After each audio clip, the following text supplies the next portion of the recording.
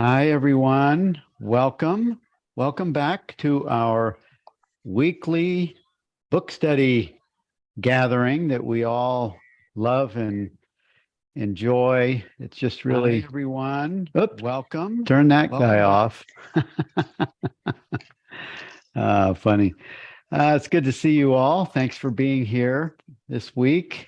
And thank you, William Price, for being our co-host. There was an email that went out a few hours ago that said Jenny Sheehan was our co-host. That was a mistake, so sorry about that.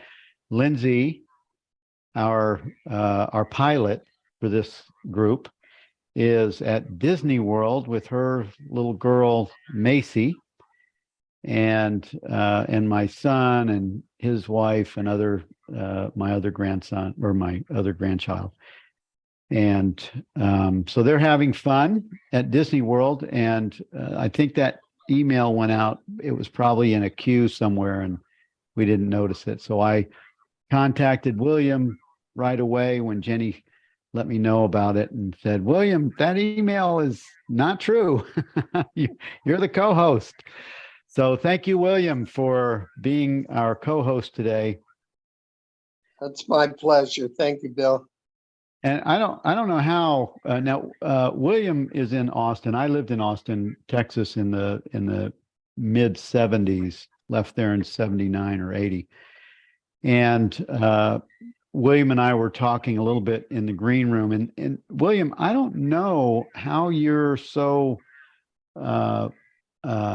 clear or fluent in the terms in these different Sanskrit terms. How does that come about? How do you know all these little names of things? 50 years of immersion. In Sanskrit or what? Yeah, Sanskrit, basically Vedanta. Okay. All right. Well, I was asking William in the green room, what does this anatma mean? And he was, bam, he knew exactly what anatma means. And nivritis, of course, I screw that the way I say the words up. He knows how to say it. So before we get started, William, what is anatma? Excuse me, Bill, may I interrupt for a moment? Sure. Doing the admin in the background and my screen seems to have frozen. And so I'm unable to spotlight you for everybody and William at this time. And I'll have to leave the room and come back so my screen will unfreeze. Okay. Well, we'll see you in just a minute. And I'll be right back. I'll do Thank you. the spotlighting. Thank you, Rana. See you in a minute. Okay, add spotlight. Here we are. There's William and William. Hi. Also known as Bill. Yes. Just call me Will if you want. Will or William. The suffix an or a means not. So advaita is not. Dvaita means to. Advaita means not to. So just another example of that prefix. Right. Okay, thanks. And is that what? So that's nivritis? Yeah, means not, or it's a negative. Okay. And then vriti is like the true teaching, right? Knowing. Yeah. Okay, cool. All right. Well, we're on 161, Discourse 161, everyone. And William, how would you say Naya? Janaya. Okay. What do you want to focus on for 161? It just has Janaya. Janayana, yeah. Yeah. Janayana, yeah. Okay, it's just basically it's just relieving oneself of conceptual thought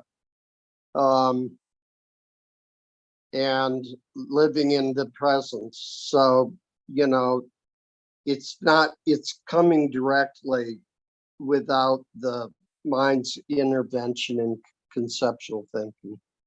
Right, right. Says in that first sentence, Janaya, or Janaya, knowledge is attained. I like that it gives a description that it's an attainable experience. It's attained as a result of relaxation of the mind and the giving up of all that is foreign to the real self, leaving you as the absolute in your own glory. And I really like how, how logical and simple that statement is. And this is kind of like we can all do that right now, right here, as we're all together. When we take our attention off of the content of what we're saying, and we move it to awareness, to the awareness of experience, we're moving, and of course, it's not a doing.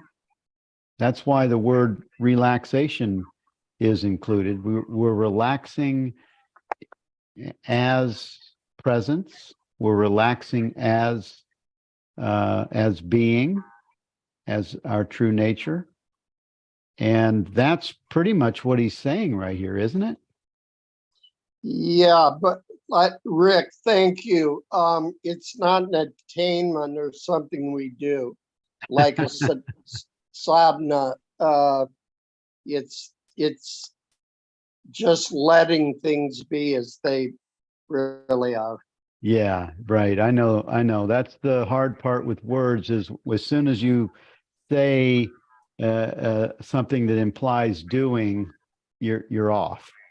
And that's why the use of the word relaxation is it's that other piece it's not a doing, it's a relaxing, or as Rupert or has said that, and we've heard Jenny say that sinking down. I think it might be a Balayani quote that Rupert uses.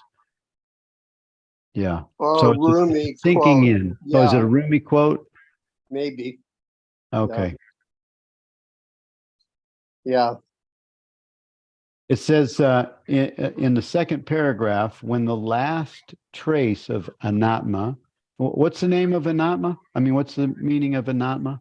Jenny just posted on or a means not, like Advaita Dvaita means to in Sanskrit, so Advaita means not to. Okay, so yeah. As Jenny pointed out, anatma is not self.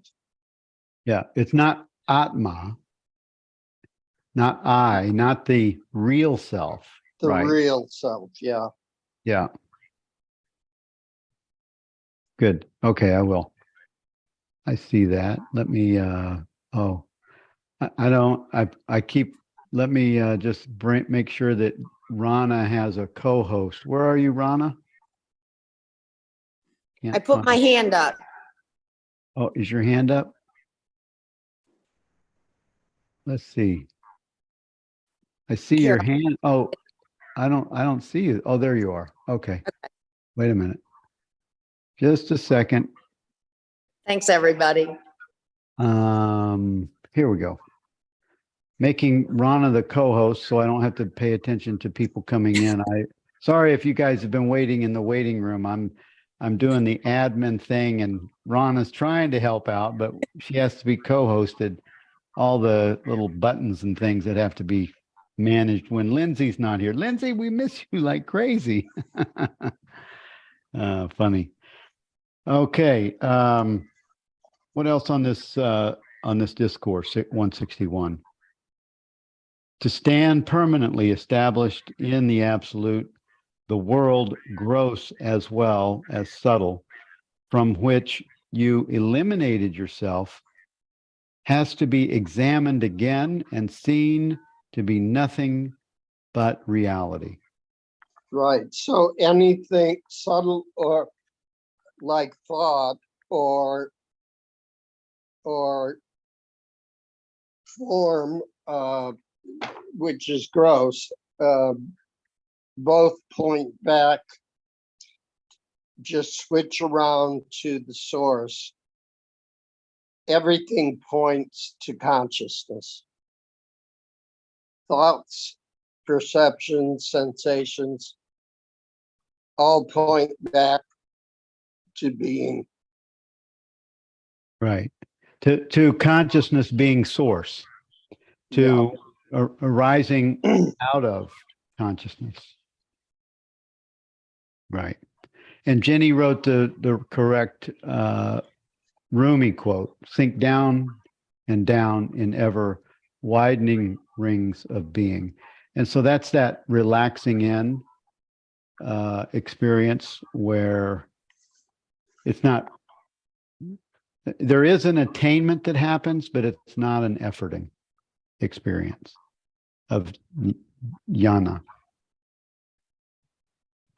Yeah, he's coming from the Sufi point of view of the hammering out of the false self into pure being, which they call Allah, right? So I'm not getting religious. It's just another name for presence or reality. Right, right. And moving to 162, yoga and devotion.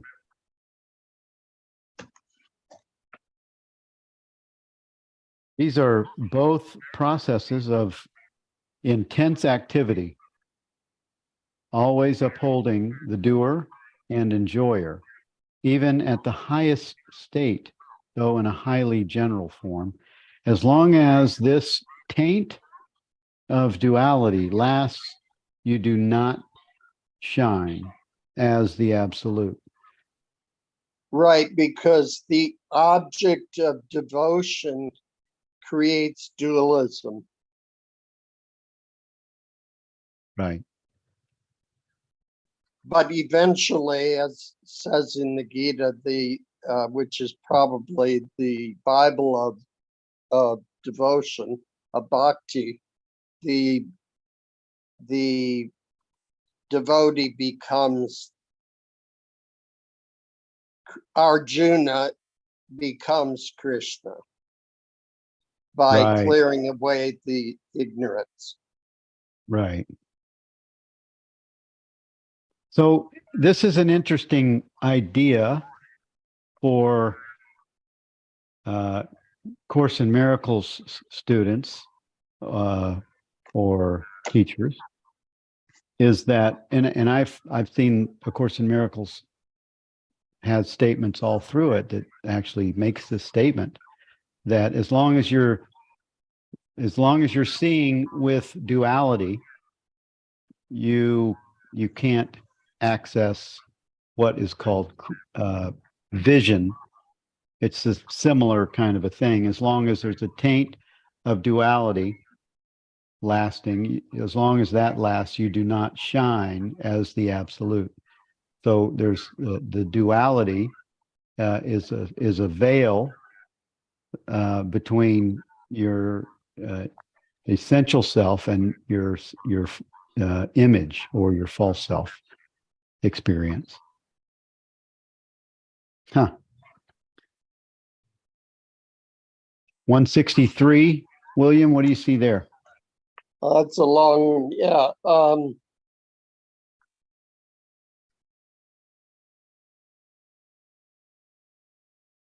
Okay. Oh, there's a question Right. from Amy on 162. So how does 162 relate to puja as described in 155? So puja is a ritual of devotion. And so it's kind of like Vedic form of the communion that the Christians take. We could use that analogy. Communion is supposed to be atonement, right? At one-ment. And the puja is this Vedic ceremony, Indian ceremony, where we throw all of our ignorance into the fire, right? And give it to Shiva, right? Or whoever your chosen deity is, right? Yeah. Or non-deity. So that would be throwing that taint of duality into the fire. Yeah. That's how it would relate to the statement in 155. And I would say the communion is the same idea, is that you're, as the fundamentalists, washed in the blood of the Lamb, right? You know. Let's not bring the blood in. That's funny. Well, it really means like nectar, it's the cleansing, cleansing. Yeah, The water of life. Yeah. That's the false cleansing. That's the thing that's okay. Well, all rituals are one step away from actual reality, right? Yeah. Yeah. Nice. Okay, so let's go to 163, form and seeing, a controversy. What stands out for you in this discourse, William? Again, it's pointing back to the objects of our attention, pointing back to consciousness. And Atmananda removes this as he goes along very carefully with the questioner. And then the questioner dies. He's no longer there to receive the answer. So both the answer and question disappear into consciousness. Right. So that would be similar to what occurs in each of us, you could say, even as the questioner or the aspirant or the seeker. It dies. It dies. It is as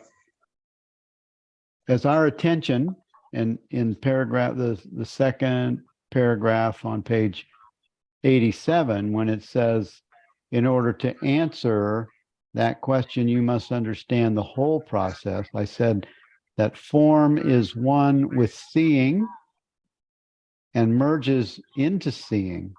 Next, I said that seeing is one with consciousness and merges in consciousness, which is the I principle.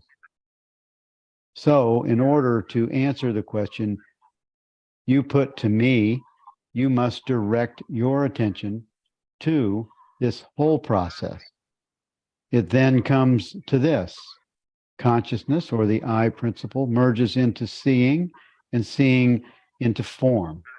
Therefore, form alone exists, dead, inert matter. But who can say this? Form cannot say it. Who can think this? Form cannot think it. Thus, you have to go to knowledge. Beyond seeing, thoughts, feelings, perceptions, and form. You have to stand in knowledge to examine anything and not the other way round. Therefore, the form, which is examined, will merge into seeing, and seeing into consciousness. Then, as you said, Bill, William, then the questioner dies and is no longer there to receive the answer. That's what we're all doing. We're all dying right here. We're dying to this. That's what happens. You know, I feel that after glimpses and after awakening is glimpsed and then becoming understood, the personal self-identity is it's slowly being relieved of its identity. It's a beautiful thing. There's no hurry. Anything else, William? No, that's it. That's Okay. exactly it. The questioner is dying. Yes, Rana. The questioner, that's what I was, I interviewed I don't know, 25 devotees of Muji devotees about 5 years ago. I would call up on Zoom or Skype at the time. I would call Sahaja, the ashram, and I would interview these different devotees. And there was one, her name was Vidya. What does Vidya mean, William? Knowledge. Vidya means knowledge? Yes. Oh, that's just another name. And avidya is ignorance. Vidyan, Okay. Vidyan, avidya. Yeah. Okay. Her name was Vidya. I interviewed Vidya. And when I interviewed her, she was telling me that, and she was about 80, 85. I think she passed. She had a boyfriend that was in his 90s.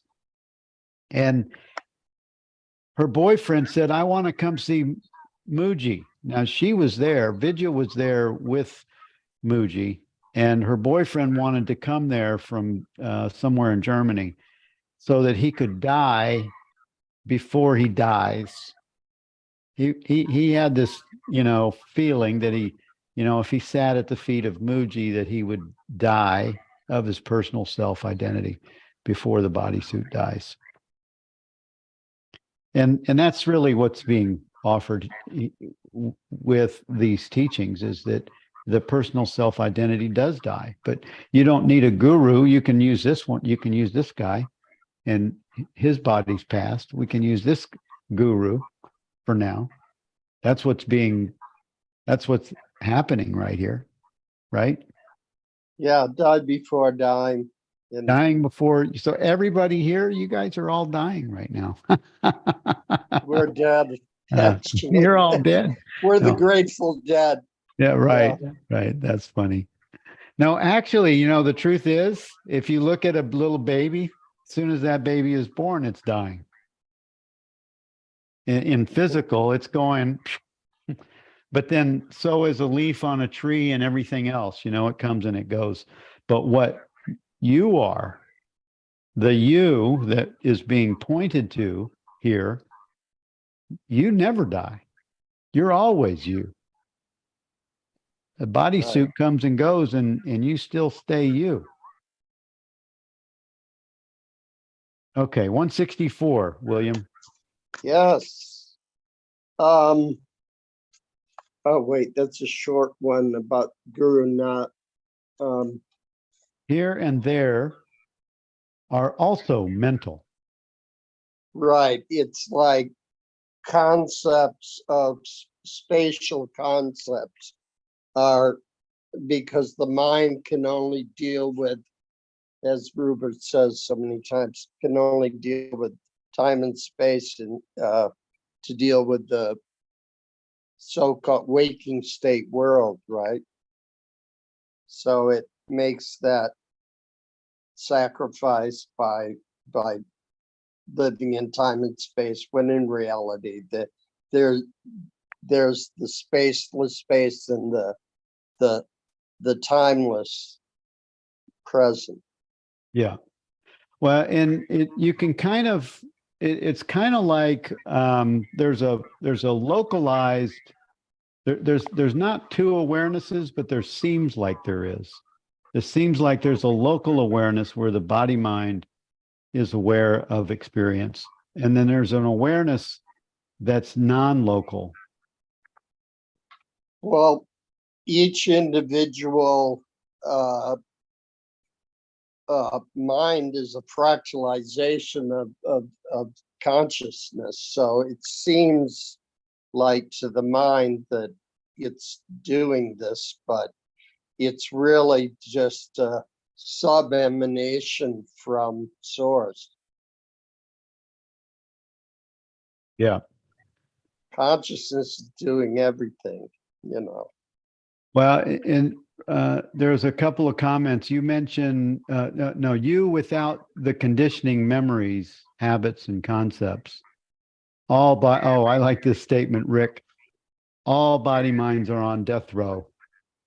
Fortunately, we're not, or you're not. Yeah, but there was, Rick mentioned at 1224, ultimately there is no here or there. Likewise, contrary to popular belief, awareness is not inside the body, right? Yeah, it's all there is, and inside, outside, or here, there only exists within time. Awareness precedes this. Yeah. Yeah. Here and there create, yeah, Rana said here and there, they create duality. Yeah. Which we need to, I mean,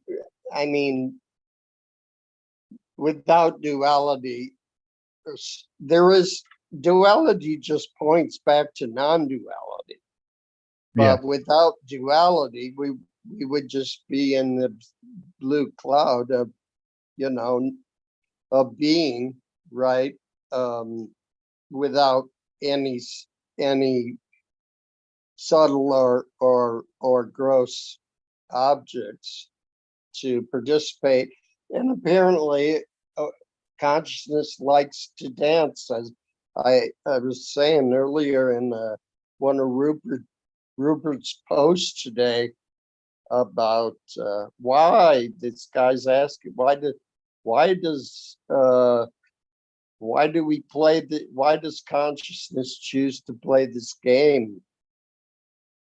And I said, apparently it likes to dance. Well, yeah, it's pretty interesting when you think about it that consciousness makes up this whole this experience. What else you got to do? Exactly. And I love, thank you, Rana. Layla, that's the dance, right? And that's what we're all doing, because we're all doing the dance.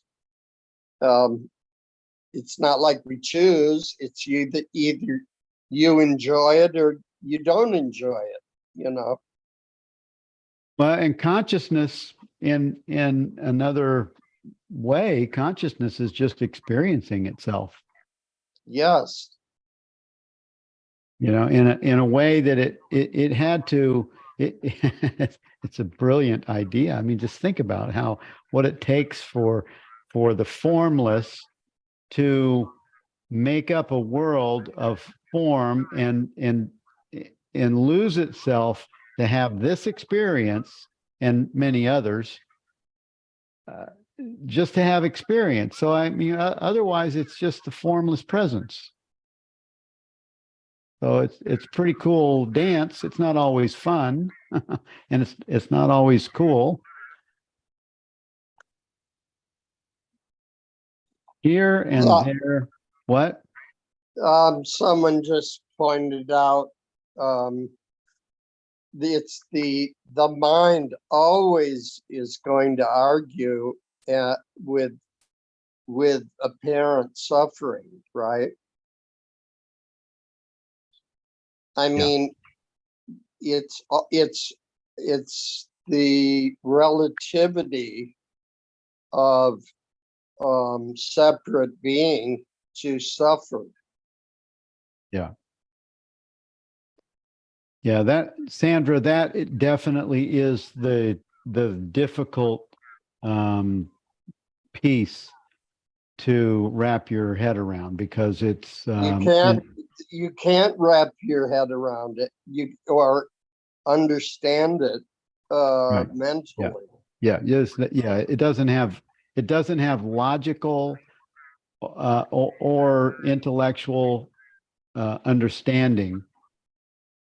It's in my mind, in my experience, it's really the peace that that I think allows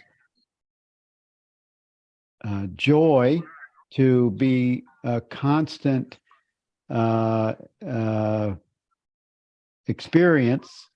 Uh, you can be happy if you know that all of this is a play. And how do you know it? Because you know your essential nature, you know the self, your self realized, you have had an awakening experience, and or you have a sense that these ideas are true. It gives you something to say, okay, I can accept this crazy, chaotic, nutso world, knowing that it's a dance, knowing that it's consciousness in play of itself. And just like we all have, we wake up from a dream, we go, oh my God, that was a terrible dream. And we all have that available for us with this understanding. So I'm grateful for that. I'm grateful that the Christian plan and the plan of other religious traditions is, there's some mystical imprint there, but I'm grateful that it's not true. All Yeah, right. thank you, Catherine, and everyone for all your uh, poignant statements. It's beautiful. Thank you. Yeah.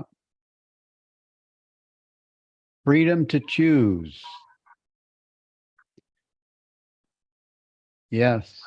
It's like two-dimensional creature trying to see four dimensions. Yes. Yes.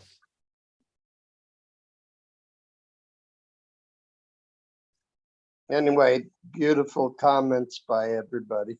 Yeah. So let's look at 165. All right. Vikara Marga. Okay, Marga means path. What's you say? Vichara Marga. So Vichara is, Ramana says, is the the self-examination, right? And Marga, so it's the path of self-examination. And as he says in paragraph 2, this path takes you straight to the truth. So Rupert and Francis and Jean Klein and all of us are just following Atmananda really clearly. To some extent, Shankaracharya before, but he got caught up in a lot of rhetoric. But Atmananda is really, really clear. So this direct path, as the modern teachers call it, really, Atmananda really kind of like their granddaddy guru. Yeah. Yeah. He said this, I mean, It's just describing the direct path. It's not saying it in that way, but it's describing what he is pointing to. And I think he's the guy that coined it, isn't he? Isn't I Atmananda? think so, yeah. Yeah, I think Jean Klein got it from him. Yeah. right. Yeah. He says, this path takes you straight to the truth. Looking from there, you see the world of mind and senses to be non-existent as such. One who has taken to this path and reached the goal does not stand in need of any independent explanation of ordinary worldly problems like desire, feelings, etc. They are all solved.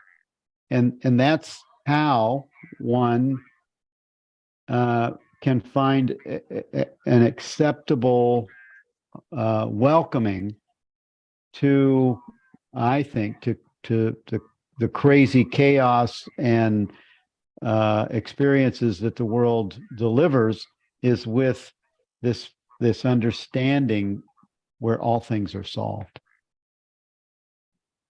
Ultimately, all things are solved when one knows the self, or that lives in that, or even glimpses, has a slight understanding of the direct path. Yeah. What Francis calls it the glimpse. Yeah. Yeah. What did you say there, Shelley? Shelley said that would be a miracle with my memory. I don't know. We were referring to all these different namings and words and terms. Oh, I see. Yeah. I got it. There's in the last paragraph of 165, it says, but for those who take to other paths like yoga or devotion, or I would say A Course in Miracles, or even Buddhism, the world of thoughts, feelings, and perceptions, as also the gross world, have to be explained. And that's in my mind, that's why Advaita and specifically Atmananda's teachings of the direct path, that's how it can be super helpful to bring a progressive path out of the loop of mind training or purification, and bring it into the direct experience of self realization, so that the self realized direct experience, it takes over. It does all the work. There's no work involved. It's a beingness that takes over. Well, good, Bill. So let's look at 166 then.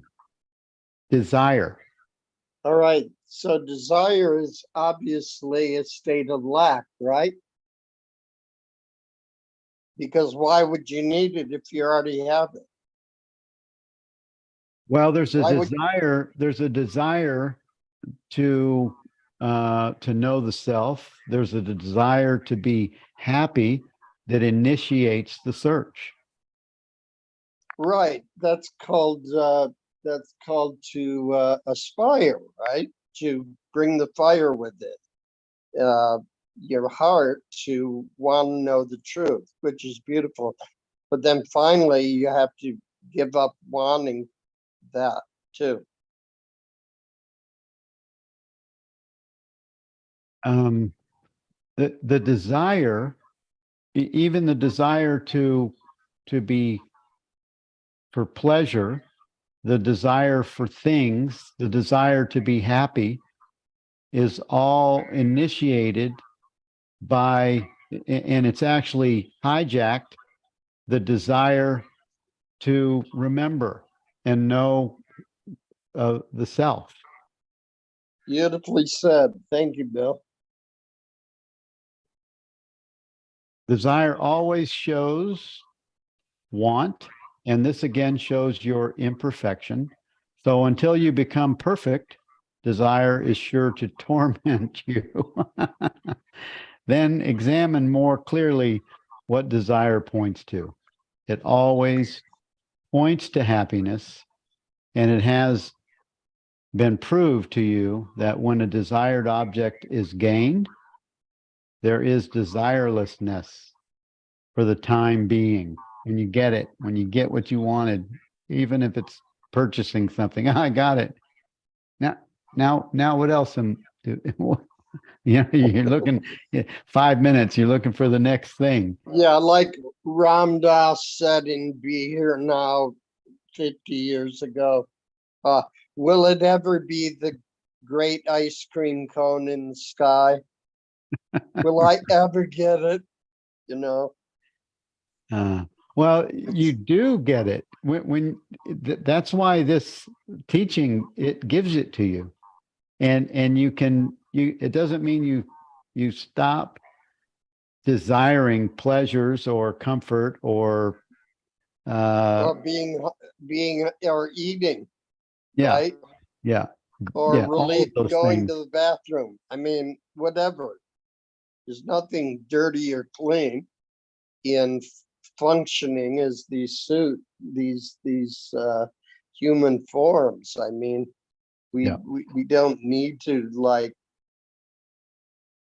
we don't need to judge ourselves about wanting to make love or to eat or to go to the bathroom. I mean, it's just ridiculous to expect to be some kind of ghost in bliss, you know? I mean, I had a big misunderstanding as a Course in Miracles student, and trying to reconcile pleasure and pain is the same as pleasure, and you can get on a spiritual path that's just off, that makes you think that pleasure and desire is a bad thing and you have to get rid of it. You have to let it go. That's just a total false teaching. We've probably all succumbed to that at one point. Yeah, I remember doing it, thinking you can't have sex anymore because it's pleasure, and if you're gonna wake up, you gotta let go of that, and it's just not true teaching. It's not what's being offered. It's not. No, And maybe some of the sages are celibate. That's fine too. Nothing wrong with that. Do that if that comes in, and hopefully your partner agrees with it, and right. maybe But what Atmananda is pointing at is for the householder or the everyman, every woman. yeah. So this path is not exclusive to the monastic, but for the everyday person, so-called, right? Yeah. And that opens it up that we don't need to wear orange robes and wear malas around our necks or any other kind of accoutrement, right? Yeah. There's no uniform necessary. So let's go back to desire. Jenny wrote at 1240, desires that relate to the body are okay. They don't imply a Yeah, belief to be separate. A desire for food, water, companionship are natural desires of the body. Yes. Thanks, Jenny. completely natural. Yeah. Yeah. Nothing weird about being in this human form. The Buddhists consider it a blessing to have this human form, and it's beautiful. Right. And Rana says, resting in awareness brings a sense of completion, happiness that one seeks through objects is seen. Exactly.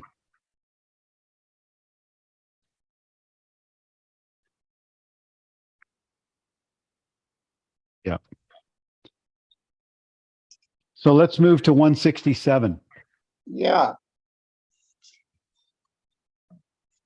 Subjective transformation and adjustment of perspective alone needed. right. So,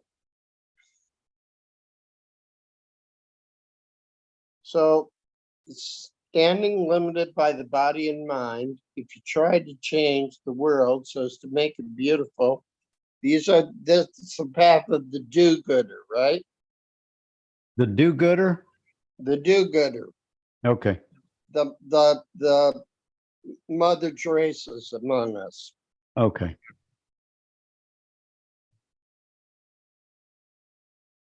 The world will remain only as it is. So let's finish that. If you try to change the world so as to make it beautiful or enjoyable to your mental satisfaction, it will be all in vain. The world will remain only as it is. But if you change your stand or perspective and identify yourself with the real I principle, the world also changes, not as beautiful or enjoyable, but as beauty and happiness themselves, being one with the I principle. So correct your inner perspective alone, and you shall be free forever and happy in whatever world you are. This is possible only by way of realizing the truth in all its aspects. One of my mentors told me contradiction is nature's profoundest method of evolution of consciousness. And there's always contradiction in reason, in mental manipulation. Rick, Yeah. what do you say? Right. Yeah. Crusades do not work. Politics doesn't work. Right. Economic systems do not work. It doesn't mean that we don't have compassion. Not at all. Well, it's in this last paragraph that's offered to correct your inner perspective alone. So correct your inner perspective alone to as you rest in this awareness, you rest as presence.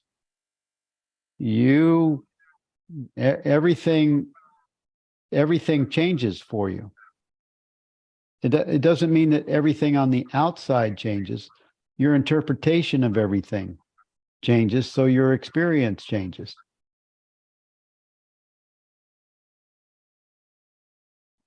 This is possible only by realizing the truth in all its aspects. So once you're established in an understanding, and you don't have to be perfect at it, I don't think. I think that once you're established as so that you can move your attention from person to presence, you have that access to moving your attention from person to that which is aware. That's what he's saying here, subjective transformation. That's how subjective transformation takes place. You're the subject as presence, and that subjective transformation is what resolves everything. Deep abiding peace. Right. So relativity, 168. Yeah. So relativity is always in duality, right? Because science is always really great. Its job is to separate into littler and littler and littler pieces, right? And it's great at that, you know. But synthesizing, you know, is where we can't find the peace, and since the synthesis, not in antithesis and thesis. So philosophically speaking, you know. Yeah. And that's found in abiding in being. Right. He says, according to Vedanta, relativity is only between the subject and the object. Without the subject's perception, there can never be any object. Happiness Right. is something that transcends the mind. It expresses itself in pleasure. If the mind part is taken away from pleasure, it becomes happiness itself. Pleasure is something that pertains to the realm of the mind. Personality rests with body, senses, and mind. If you think you are impersonal, if you feel you are impersonal, and if you act knowing that you are impersonal, you are impersonal.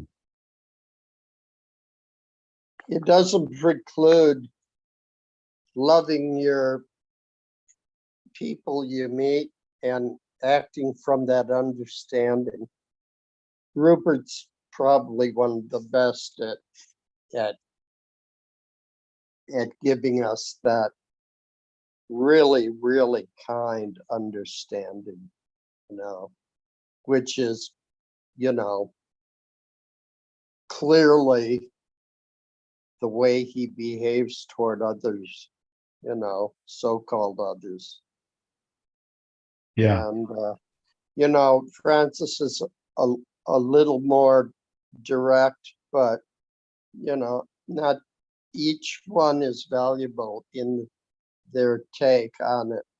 For the intellectual, Francis is probably a little more clear, but Rupert is coming from the heart, I think. And go ahead, Jenny, what do you say? There. Yeah, she's answering Rana's question. How does one act impersonal? And you were talking, you were talking, William, about acting from the heart and understanding. And I think understanding comes first, and then acting from the heart will naturally follow. But Beautiful. You have to be careful about that and make sure that it really is from the heart. And it really is from the heart, if it really is from that understanding, is from that understanding, not just in the mind, but in the body, from the feeling understanding. Thank you so much, Jenny. yeah, thank you, Jenny. That's, you know, that's kind of where we all, that's kind of where we are, I don't know, embodying in consciousness is in training these body-mind experiences to interpret or to feel our way in the life experience, and no longer using the mental capacity so much. It's more of a feeling, intuitive thing that And that's why I think that this quiet stillness, contemplation, non-reactionary impulse to react. Respond. Yeah, Maybe respond instead of react. yeah, respond. Yeah, yeah, exactly.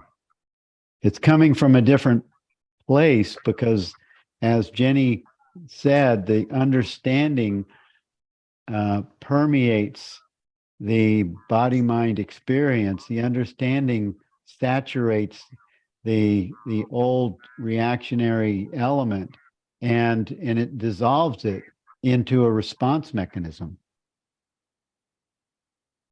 Yeah, we call it love, right? Yeah, but love is so packaged with I I don't understand the use of the word love in the way I was raised and the way it's used. It's not the same. It's not romance. Right. Yeah. Although romance with, I think you get real close with your family members and your animals and your partners.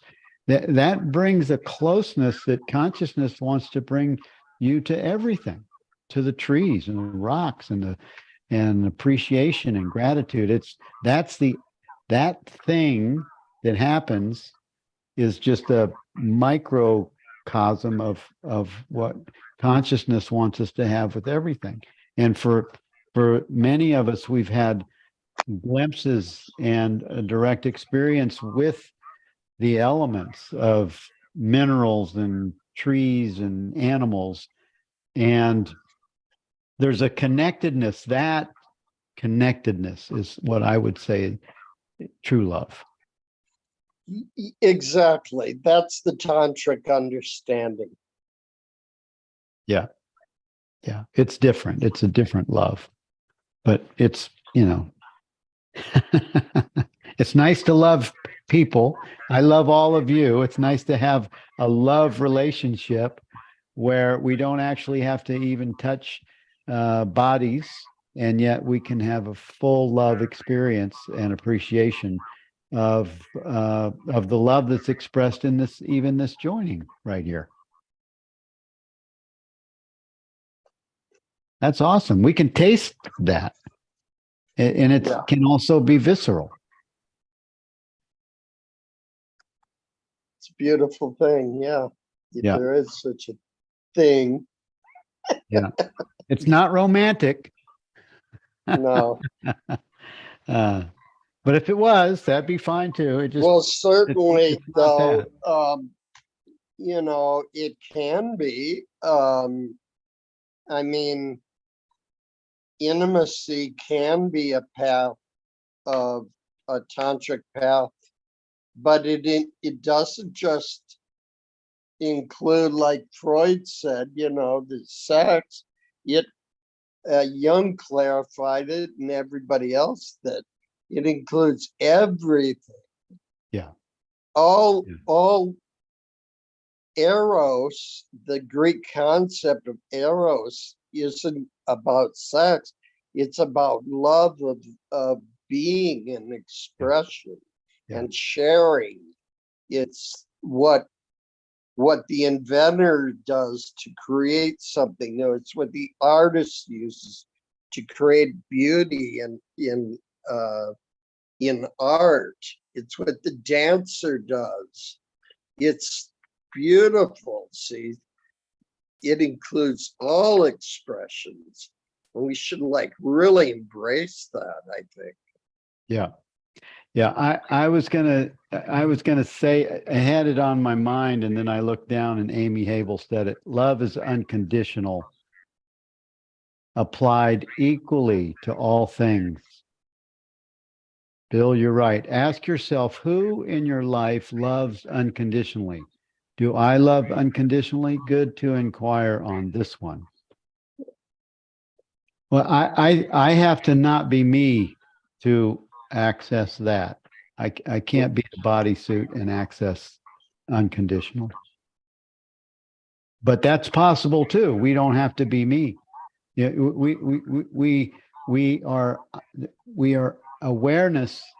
That I principle is accessible as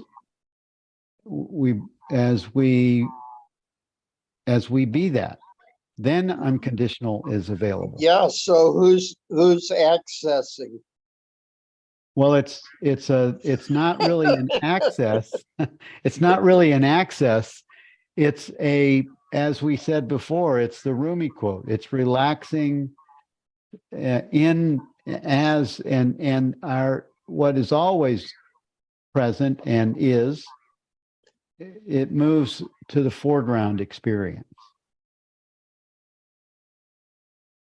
It's like lovers don't know where their body ends and their lover's body begins. Recognition of oneness.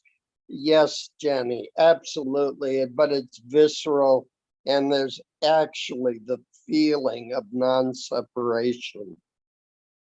That I don't know where I begin and you end, and I end and you begin. It's just we're awash in that, and that's what the Sufis feel and express in this analogy of drunkenness, ecstatic drunkenness. Now, some people don't, they want to be a little more less that way, but the Sufis, for example, or tantric people, they just want to be lost in or found in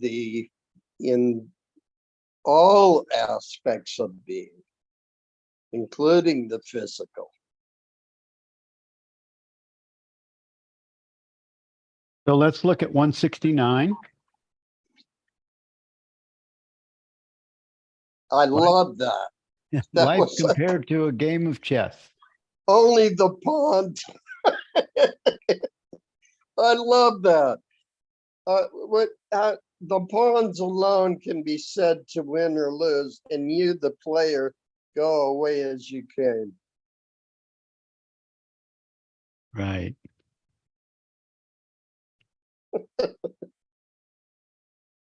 It's really, really brilliant. Yeah. And Live quite likewise in the world, knowing that you are the absolute,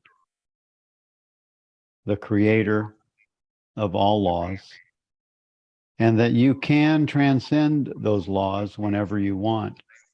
Then you transcend the world.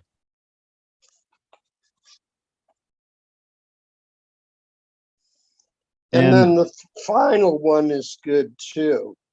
Well, let's not leave there Okay. so Yeah, fast, let's because not. what's being said here is an offer, really. It's an invitation of how easily the knowing of your absolute oneness, the knowing of your being, which is available, which is right here in this moment.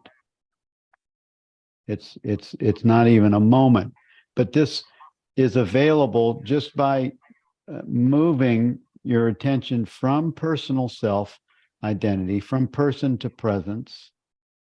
It's right now. And in that understanding, you transcend the laws whenever you want. And you are, through that direct experience, you're able to transcend the world that may be disturbing the peace of the personal self-identity. It gives you freedom.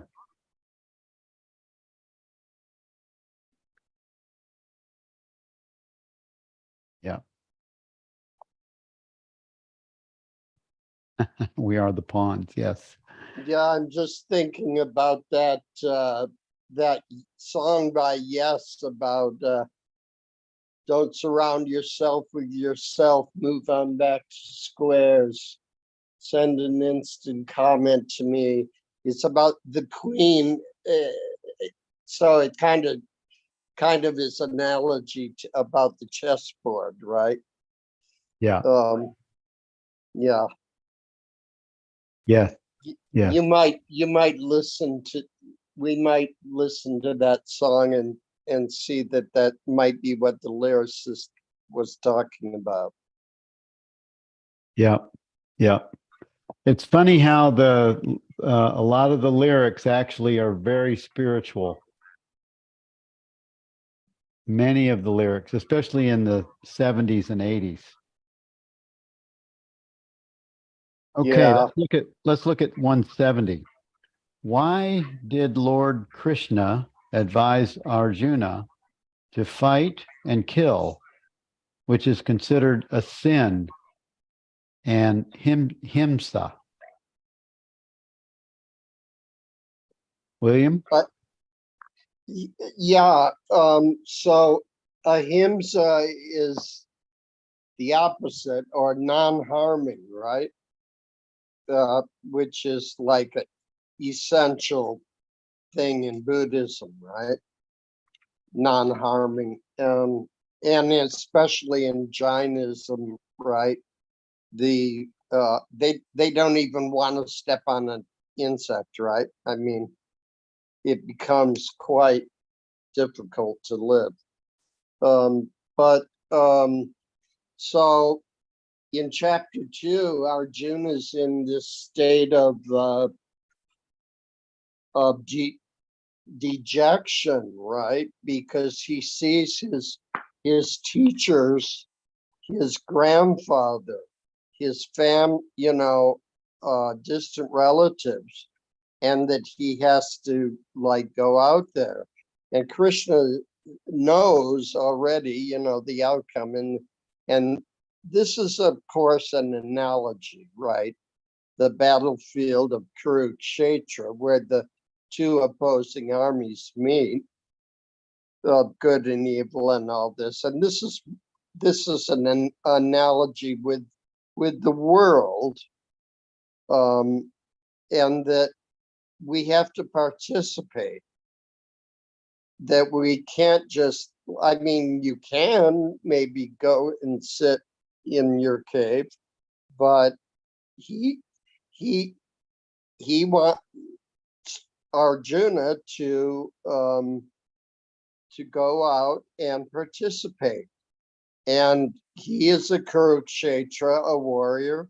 I mean, I'm sorry, Kshatriya. He's a warrior caste, right, person in their caste system. He's the best soldier, best archer. And so it's his nature to act as, and now God is the charioteer. Take that as an analogy, that all our actions in this world are really the actions of God, the charioteer of our lives. See? Yep. So the Gita is like a tale, to teach, an analogy to tell us how we can live in this world through the various yogas that it proposes, or beyond the yogas.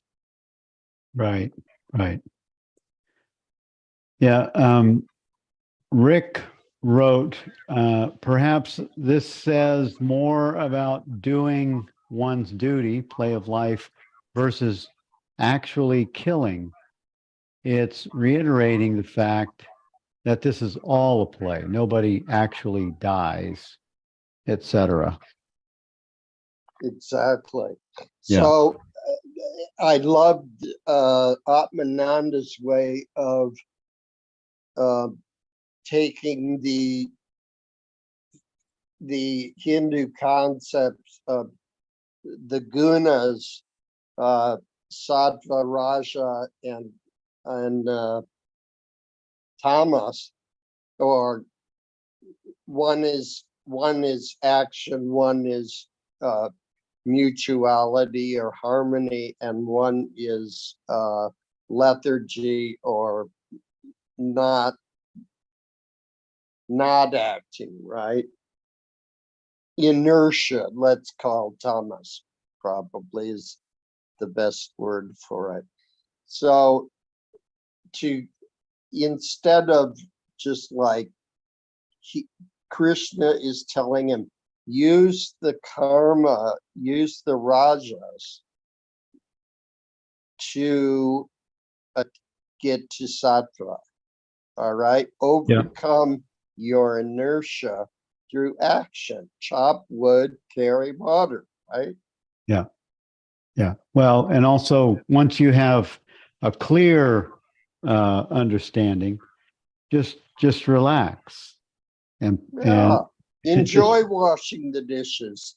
just relax and be present in all experience, practicing and living presence. That's it. That's the answer. It's so easy.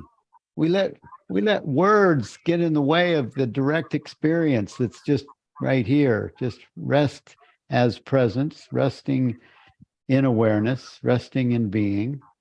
It's our natural state. Yeah. That's what he's saying. And we can do that while we, dust the house and shovel the snow and whatever, right? Make dinner. Most likely, when you're really resting in awareness in all the activities of life, shoveling the snow, washing dishes, buying groceries, making love, whatever it is, if you're practicing presence in that experience, speaking to a friend or a child or whatever, if you're living from that place of presence, it's going to be a different experience for you and for the person you're engaged with. Yeah. Beautiful. Well, we have about 4 minutes left. I just want to ask, has everyone seen the film? Have you guys watched Awakening Mind film? Know Thyself? There's almost 300,000 views on the film. I'm super happy about it. And we have donations coming in that have allowed us to make plans to go to Europe. We're going to interview Bernardo Kastrup and Shakti. We're going to interview Steve Taylor, Tom Das, Helen Hamilton, Amota Ma, and Regina Dawn Akers. And also Jan Fraser said that she would be in our film. So we're picking up steam for the title of part 2 is called Living Presence. Super. Yeah, it's just a exciting time. I'm so happy for the reception of this film, Awakening Mind, Know Thyself. It's clear. I have to say thank you to the editors for doing such a brilliant and perfect execution. And we're very excited about it. Dan Schmidt, one of the editors and filmmakers, he is the producer for Samadhi Films.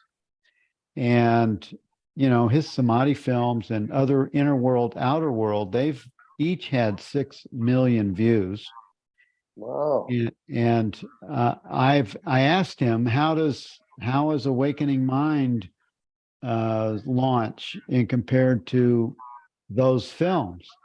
And it surprised me, his answer, because I thought we were just doing pretty good. He said it took a year for the Samadhi films that has 6 million views, and Inner World, Outer World took a year for 1 million views. And we're at nearly 300,000 in 9 days. Great. Super, Well, Bill. it's just awesome. I'm so happy for what's been presented. It was my hope that it would be something that would help the world to understand awakening. That's really what my hope was, and I think it's delivered. And we'll do more. And also, we're editing the full interviews of each of the cast. So, because in these little interviews, you're only looking at, maybe 10 minutes of Rupert. We interviewed him for an hour and probably an hour and a quarter. So all of these interviews have a lot more content than that film offered when we edited it into an hour and 7 minutes. So we have hours of additional content that the editors are putting together, and we'll be putting it into a YouTube area on awakentheworld.com. So I had a meeting with the film team last night, and the editors are working right now on editing those entire interviews and making them available to the world. And so thank you all for being here today. Thank you for being part of everything that we do, or the things that we do. And thank you for being part of this book study. It's the love of my life to share this space with each of you. And I'll see you next week. Thank you, Bill. All right. Or thank you, William. Thank you, Thanks, everybody. Bill. Thank you. Thank Thank you, you all. everyone.